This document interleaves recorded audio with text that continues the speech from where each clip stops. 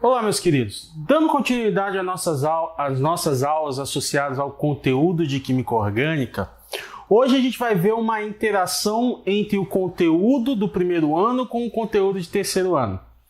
Um conteúdo que você pode trabalhar dentro da Química Inorgânica e dentro da Química Orgânica. Mas a nível de Enem, esse conteúdo majoritariamente cai dentro de compostos orgânicos, tudo bem? E lembrando, na aula passada a gente trabalhou com isomeria, certo? Vimos que isômeros são todos os compostos que têm uma mesma fórmula molecular, só que estruturas diferentes. Separamos esses isômeros em isomeria plana e isomeria espacial. Dentro da isomeria espacial existia a isomeria geométrica e a isomeria óptica. Isso foi a aula passada. Hoje a gente vai ver um conceito que a gente chama de forças intermoleculares. Vamos dividir essa aula em 3 etapas. A primeira etapa, o próprio conceito de forças intermoleculares, e as outras 2 etapas são aplicações do raciocínio de forças intermoleculares. E é essas aplicações que estão associadas intimamente a questões do Enem, que a gente vai ver em uma aula posterior. Tudo bem? Mas o que são forças intermoleculares? Forças intermoleculares, pessoal, são forças exercidas para manter moléculas unidas. Forças interatômicas são nada mais do que associações entre 2 átomos para formar uma molécula ou formar um composto, certo? A gente tem como conceito as ligações, por exemplo. As ligações iônicas, ligações covalentes e a ligação metálica propriamente dita. São 2 átomos se interagindo, 2 ou mais átomos, na verdade, se interagindo e formando uma molécula, certo? Só que quando eu tenho uma molécula interagindo com outra molécula, que vai interagir com outra estrutura, que vai interagir com outra molécula, elas vão se unir, vão se interagir, vão ficar unidas formando uma substância, correto? Nada mais é do que essas interações a gente chama de forças ou interações intermoleculares, correto? Só que para eu entrar no conceito de forças intermoleculares, eu preciso que você entenda o que é polaridade molecular. Como que eu posso associar a polaridade molecular entre uma estrutura? Você vai ter que analisar os átomos que estão associados a essa estrutura. 2 exemplos simples dentro da inorgânica. CO2, gás carbônico. Essa aqui é a fórmula estrutural do gás carbônico. O carbono faz uma ligação dupla com o oxigênio, que também fará ligação dupla com outro oxigênio. Esses 2 átomos existe o que a gente chama de diferença de eletronegatividade. Conceito de tabela periódica. Primeiro ano de ensino médio. O oxigênio ele é mais eletronegativo que o carbono. Se a gente criar um vetor força de eletronegatividade, eu posso afirmar que a força de atração dos elétrons nas ligações químicas, no caso na ligação covalente, está mais próxima para o oxigênio do que para o carbono, devido a essa diferença de eletronegatividade. Só que, se você somar esses vetores, a somatória de vetores aqui vai ser igual a 0. Se a somatória desses vetores for igual a 0, a molécula ela é apolar. Ok? Se a somatória dos vetores forem sempre igual a 0, a molécula é apolar. Agora, se eu pegar a estrutura da água, ok? Novamente, o oxigênio é mais eletronegativo que o hidrogênio. Então, os vetores força estão associados assim. Saindo, o par de elétrons está mais próximo do oxigênio do que do hidrogênio. Essa somatória é diferente de 0. Se for diferente de 0, a molécula ela vai ser polar. Tudo bem? É a polaridade que indica o que a gente vai ver de conceito de força de atração entre as moléculas, ok? Dentro das forças intermoleculares. Tá, como que eu pego esse conceito e trabalho os 3 tipos de forças intermoleculares? Raciocina comigo. A primeira força intermolecular, dipolo induzido. O dipolo induzido ele pode ser chamado também de forças de Van der Waals ou interações de London. Os três termos podem ser utilizados para a mesma característica, ok? A molécula, ela precisa ser uma molécula apolar. Para fazer dipolo induzido, a molécula característica é apolar. A força de atração é fraca. Como assim uma força de atração fraca? Moléculas apolares têm uma atração entre uma com a outra fácil de ser quebrada. Você fornece energia para o sistema e você quebra essa força de atração. Quanto mais fácil ela de ser quebrada, mais fraca é a força de atração intermolecular entre as estruturas, ok? Quanto mais apolar for a molécula, mais fraca vai ser a interação intermolecular. Tudo bem? Dentro da química orgânica, qual é o principal exemplo de atração entre moléculas que realiza dipolo induzido? São os hidrocarbonetos.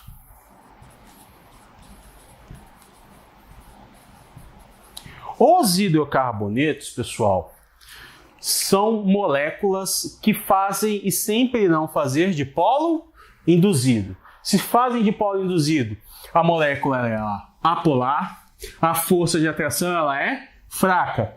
Por exemplo, por isso que hidrocarbonetos têm pontos de fusão e ebulição baixos. A gente vai ver isso daqui a pouco. Ok? Tudo bem até aqui? Continuando o raciocínio. Também tem o dipolo, que eu também posso chamar de dipolo permanente, certo? A molécula, ela é polar neste caso. Geralmente, dentro da química orgânica, está associada ao carbono ligado a um elemento diferente dele, que não é hidrogênio. Ok? Toda vez que eu tiver carbono ligado a um elemento diferente dele, em algumas estruturas eu tenho uma molécula polar, eu tenho dipolo. A força de atração é uma força moderada. Dipolo induzido é fraco, dipolo é moderado. Quais exemplos a gente pode utilizar? Aldeídos, cetonas,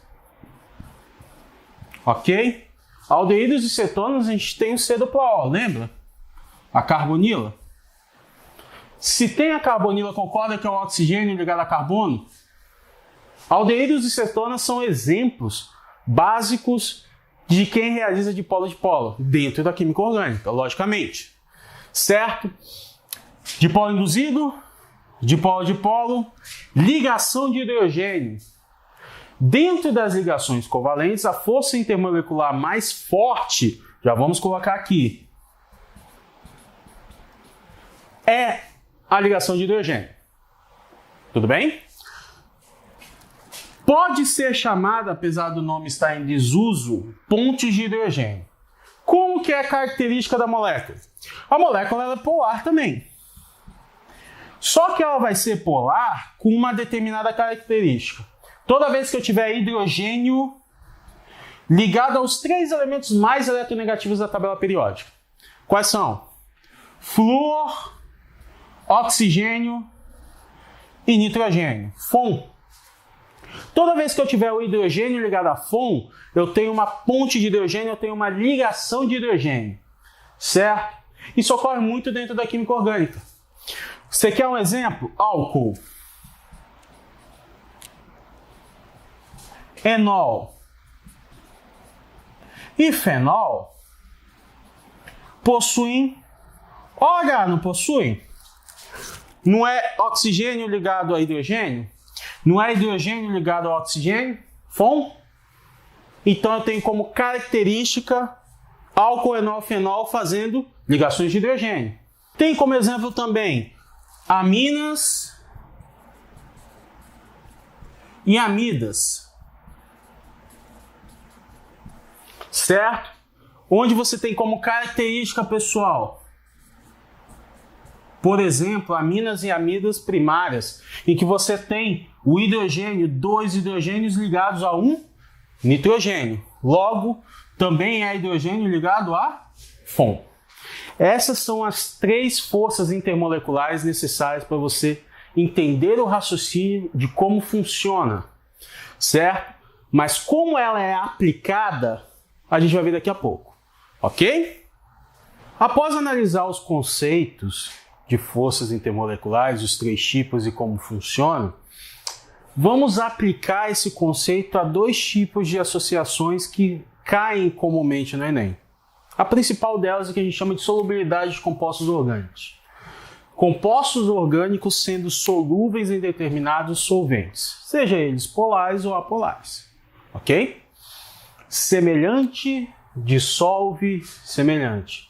É uma frase famosa que a gente utiliza quando a gente vai falar sobre conceitos de solubilidade de alguns determinados compostos, sejam inorgânicos ou sejam orgânicos, ok? Como funciona? A solubilidade de substâncias, no caso substâncias orgânicas, ela é facilitada quando a força de atração entre as substâncias forem iguais, ou a interação intermolecular entre as substâncias também forem iguais. Ou seja, um determinado solvente polar tende a dissolver melhor substâncias polares. Se o solvente for apolar, ele tende a dissolver substâncias apolares. Um solvente polar pode dissolver um soluto apolar? Pode, mas uma pequena quantidade, ok? Não existem substâncias insolúveis em um determinado solvente. Existem substâncias pouco solúveis, ok? Levando em consideração isso aqui, vamos pegar 2 exemplos. Se eu pego o solvente a água é um solvente universal, concorda? A água tem como fórmula estrutural essa aqui, não é verdade?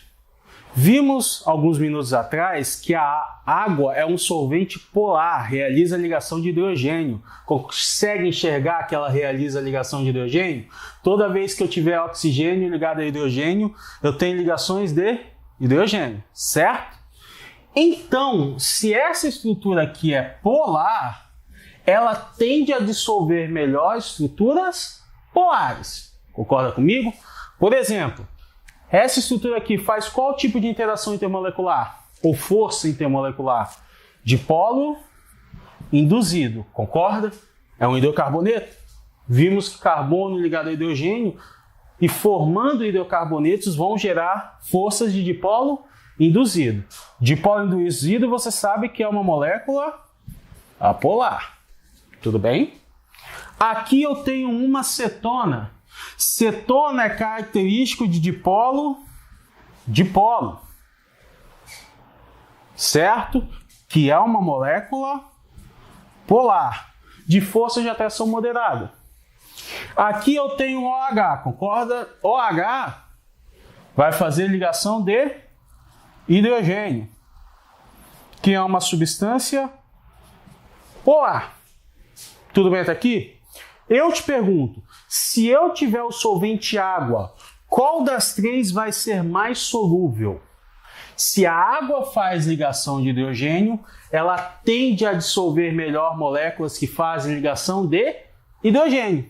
Então, logo, essa substância aqui será mais solúvel. Entenderam o raciocínio? Quando as forças de atração forem semelhantes, dissolver fica muito mais fácil. Logo, a frase semelhante dissolve semelhante. Tudo bem até aqui? Agora, se eu tenho 3 substâncias que têm a mesma força intermolecular, ligação de hidrogênio, certo? Ligação de hidrogênio, ok? Ligação de hidrogênio, tudo bem? As 3 fazem ligação de hidrogênio. Qual é o critério de ser mais solúvel? Aquela que tiver mais polos de ligação de hidrogênio. No nosso caso. Então, concorda que essa aqui tem 3 ligações de hidrogênio? Por ter 3 ligações de hidrogênio, será mais solúvel em água. Não que as outras 2 não sejam solúveis em água. São, mas a tendência de solubilidade fica mais fácil nessa substância do que nessa substância. Tudo bem até aqui? Semelhante dissolve semelhante. Outro exemplo, agora o meu solvente é o hexano. Hexano, CH3, CH2, CH2, CH2, CH2, CH3. Concorda? 6 carbonos ligados. Tudo bem? Isso aqui é um hidrocarboneto.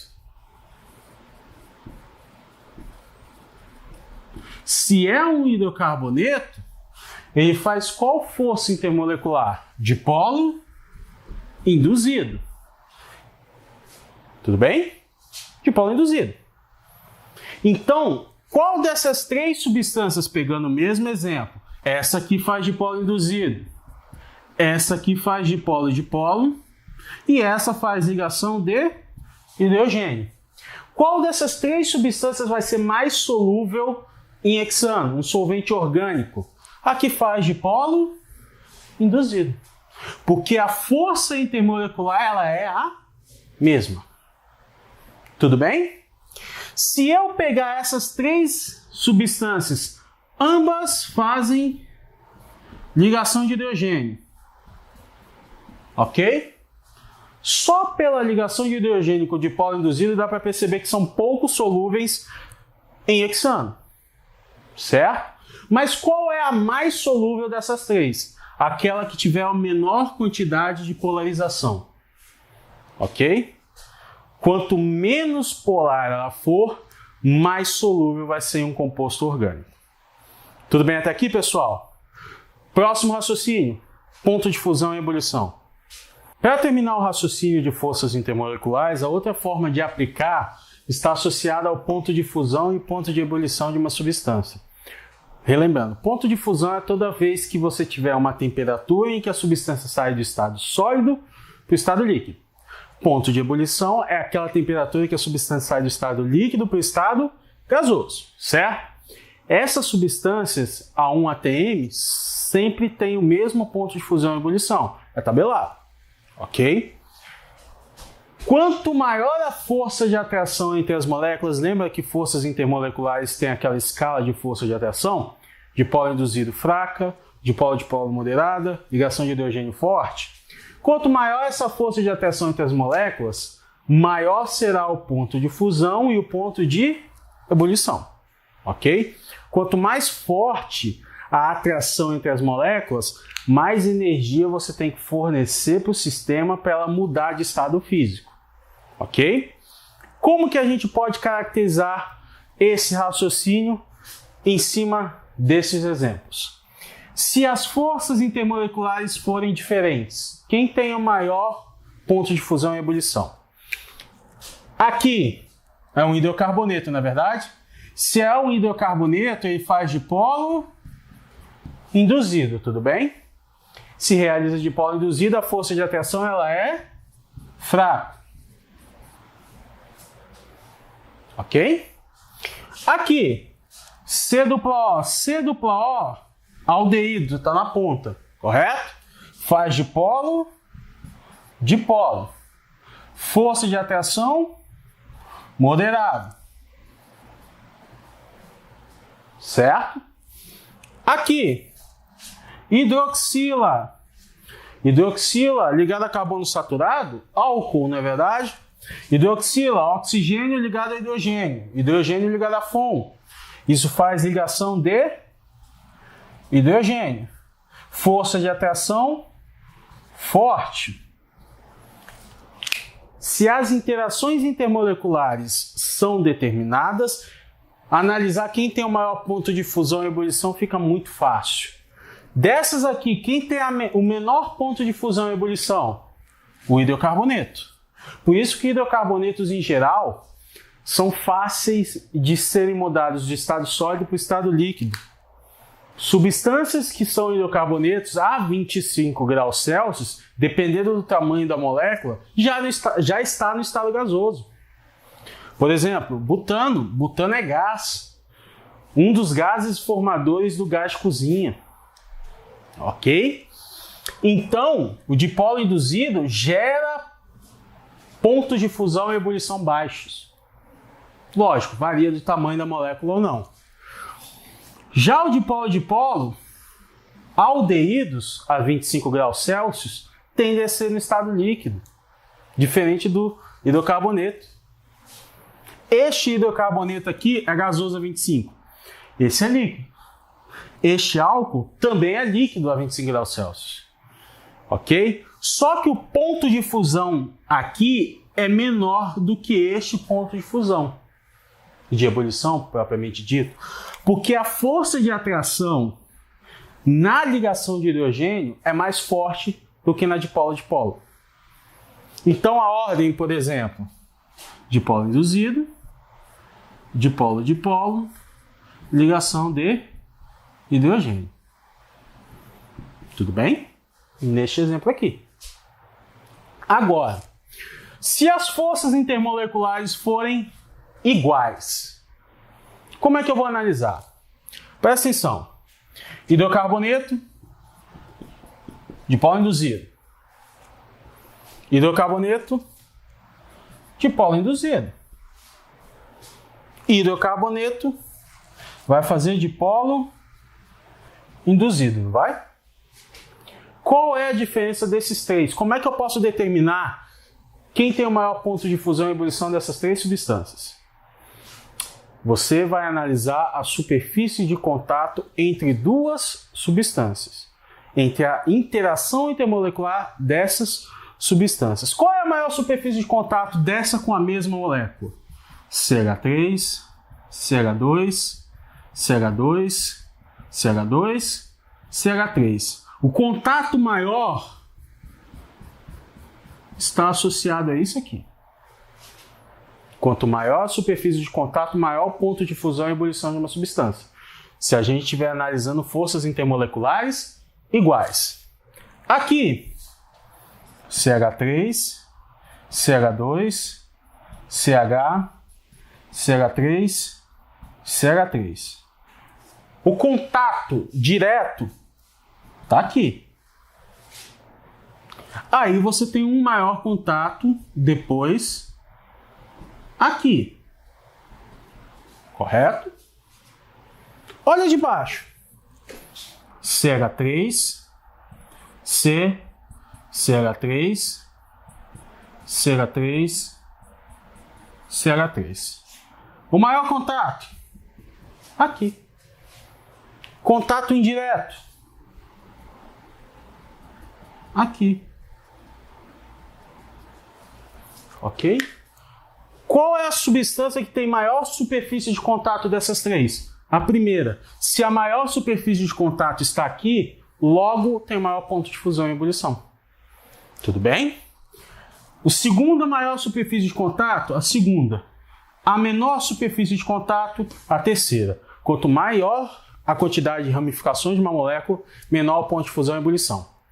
Para finalizar o raciocínio, em forças intermoleculares iguais, quanto maior a massa molecular de uma substância, maior o ponto de fusão e ebulição também. Ok? É como se eu pegasse essa aqui e fizesse um exemplo com essa aqui. Quem tem a maior massa molecular? Essa aqui.